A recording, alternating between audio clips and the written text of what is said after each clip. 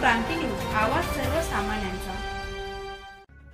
दिंडोरी तालुक्यातील सोनजांब येथील सरकारी जागेवर अवैधपणे बेकायदेशीर उत्खनन होऊन शासनाचा कोट्यवधींचा महसूल बुडत आहे। संबंधित अधिकाऱ्यांच्या निदर्शनास आणून देखील अधिकारी बघ्याची भूमिका घेत असल्याने संतप्त ग्रामस्थांनी संबंधितांवर कारवाई व्हावी या मागणीचे निवेदन तहसीलदार मुकेश कांबळे यांना दिले आहे।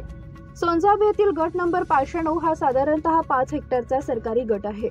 या गटातून बेकायदेशीरपणे मुरुम उत्खनन केलं जातं। दिवसाढवळ्या ट्रॅक्टर, जेसीबी आदी यंत्रांच्या सहाय्याने बेकायदेशीरपणे मुरुम वाहतूक केली जाते। या संदर्भात मंडल अधिकारी यांच्याकडे वारंवार तक्रार करण्यात येऊनही त्यांनी आतापर्यंत सोयीस्कर डोळेझाक केली असल्याची तक्रार सोनजांब येथील ग्रामस्थ करत आहेत।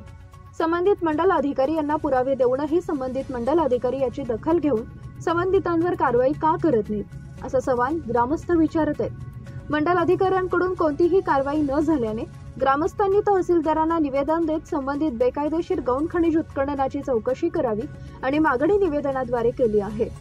तसेच अत्यावश्यक ती चौकशी करून यात संबंधित प्रशासकीय अधिकारी दोषी आढळत असतील तर त्यांच्यावर देखील कारवाई करावी अशी मागणी करण्यात आली असून लवकरात लवकर कारवाई करावी, अन्यथा पुढील आठवड्यात सोनजांब ग्रामस्थांच्या वतीने आमरण उपोषण करण्यात येईल असा इशारा ग्रामपंचायत सदस्य प्रभाकर जाधव, राजेंद्र जाधव, भास्कर बस्ते, तुळशीराम जाधव, प्रकाश जाधव आदींनी केली आहे। महाराष्ट्र क्रांती न्यूज साठी मुख्य संपादक प्रकाश बागुल, दिंडोरी।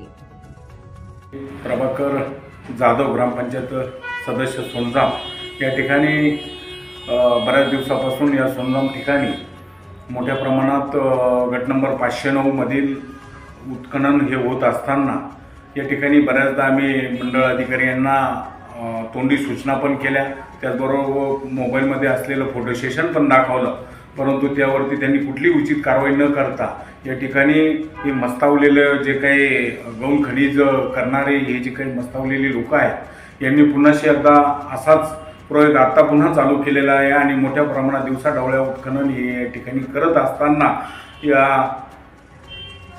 ग्रामस्थांनी शेवटी बघितल्यानंतर याच्यावरती कुठलं जर प्रशासन जर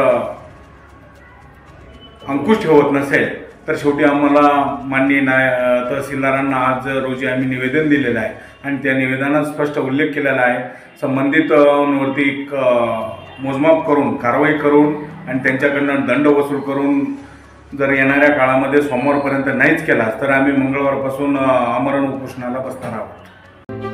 अशाच नवनवीन बातम्या पाहण्यासाठी आमच्या महाराष्ट्र क्रांती न्यूज या YouTube चॅनलला लाईक करा, सबस्क्राईब करा आणि बेल आयकॉनला प्रेस करा।